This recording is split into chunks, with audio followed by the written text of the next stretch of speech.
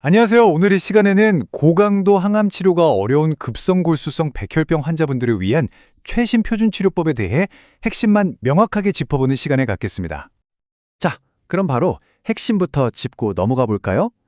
베네토클락스와 탈메티로아제, 즉 VNH-HMA 병용요법이 표준 치료라는 건 이제 다들 아시는 사실이죠. 하지만 진짜 중요한 건 이 치료의 잠재력을 100% 끌어내기 위해선 환자 개개인에 맞춘 용량 조절과 유전 정보에 기반한 정밀한 전략이 필수적이라는 겁니다. 오늘 우리가 살펴볼 내용은 크게 6가지입니다. 베네치MI가 왜 새로운 표준이 되었는지 그 근거부터 시작해서 유전적 특성에 따른 반응 차이, 그리고 실제 임상에서의 최적화 전략을 거쳐 미래 치료 방향까지 순서대로 짚어보겠습니다. 네, 첫 번째로 왜 벤휴마 요법이 이제는 논쟁 여지가 없는 표준 치료가 됐는지 그 배경부터 한번 탄탄하게 짚어보죠. 그 모든 이야기의 시작에는 바로 이 비알레-A 연구가 있습니다. 잘 아시다시피 베네토클락스와 아자시티딘 병용요법을 아자시티딘 단독요법과 직접 비교한 아주 중요한 연구였죠. 결과를 보세요. 정말 드라마틱했죠?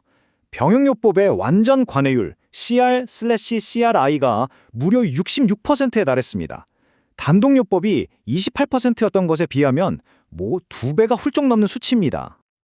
그리고 이런 높은 관해율은 당연히 환자의 생존 기간으로 바로 이어졌습니다. 전체 생존 기간 중앙값이 14.7개월, 대조군 9.6개월에 비해 압도적으로 개선된 결과였죠. 자, 그럼 여기서 정말 중요한 질문이 나옵니다. 이 좋은 치료법, 과연 누구에게 써야 할까요?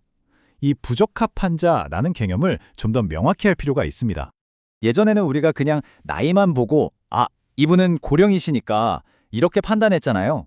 근데 이제는 완전히 달라졌습니다. 나이뿐만 아니라 환자의 전반적인 상태를 종합적으로 평가하는 거죠. 그래서 ELN 같은 주요 가이드라인을 보면 이제는 이런 다각적인 기준을 제시하고 있습니다. 환자의 신체 기능 상태, 심장이나 콩팥 같은 주요 장기의 건강은 어떤지 이런 것들을 모두 고려해서 판단해야 합니다. 좋아요. 치료 효과도 확인했고 대상 환자도 정의했습니다. 그럼 모든 환자가 똑같은 결과를 얻을까요? 바로 여기서부터 유전학의 역할이 아주 중요해집니다. 네, 이 말 그대로입니다. 전체 결과만 보면 다 좋아 보이지만 막상 들여다보면 환자 개개인의 유전적 특성에 따라서 예후가 정말 하늘과 땅 차이라는 거죠. 예를 들어서 NPM1이나 IDH2 변이가 있는 분들은 반응률이 거의 90%에 육박합니다. 정말 좋은 예후를 기대할 수 있죠. 하지만 반대로 TP43이나 FLT3-ITD가 있으면 반응률이 절반 이하로 뚝 떨어집니다. 자, 이제 아마 임상 현장에서 가장 궁금해하실 부분일 텐데요. 그럼 이 약을 어떻게 써야 가장 좋을까? 바로 최적화 전략입니다. 교과서적으로는 28일 요법이 표준이잖아요. 근데 정말 첫 사이클부터 28일을 꽉 채워서 쓰는 게 모든 환자에게 최선일까요? 최근 데이터들은 여기에 글쎄? 하고 물음표를 던지고 있습니다. 가장 큰 허들이 바로 이 골수 억제입니다. 다들 경험해 보셨겠지만 이게 정말 만만치 않죠? 호중구 감소증, 혈소판 감소증, 여기서 오는 감염 문제까지 정말 관리하기가 어렵습니다. 그래서 나온 해법이 바로 단축 투여입니다. 첫 사이클은 14일에서 21일 정도로 짧게 가는 거죠. 놀랍게도 효과는 거의 그대로 유지하면서 독성은 눈에 띄게 줄어듭니다. 감염이나 수혈도 훨씬 줄어들고요.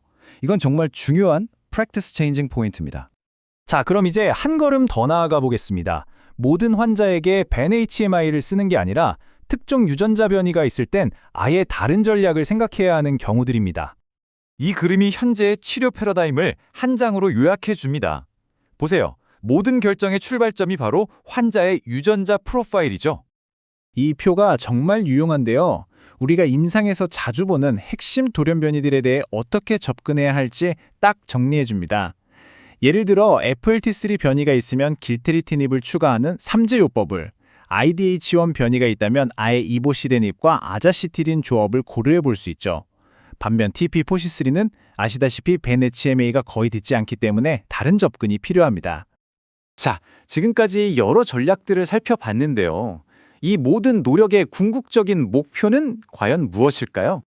우리가 꼭 기억해야 할 점은 벤HMA가 정말 강력한 무기이긴 하지만 대부분의 경우 이게 완치를 의미하진 않는다는 겁니다. 이 치료의 가장 중요한 역할은 환자를 더 좋은 상태로 만들어서 진짜 근치적 치료로 나아갈 수 있게 하는 다리가 되어주는 것이죠. 그리고 그 근치적 치료의 정점에는 바로 동종 조혈모 세포 이식이 있습니다. 벤HMA를 통해 관해에 도달하고 전신 상태가 좋아져야만 이 이식의 기회를 잡을 수 있는 거죠. 이게 바로 우리가 바라보는 최종 목표입니다. 그렇다면 미래는 어떨까요? 지금 막 시작되고 있는 3제 병용요법, 즉 벤-HMA에 표적 치료제를 더하는 전략들이 과연 차세대 표준 치료로 자리 잡게 될까요? 아마 조만간 우리는 이 질문에 대한 답을 얻게 될 겁니다.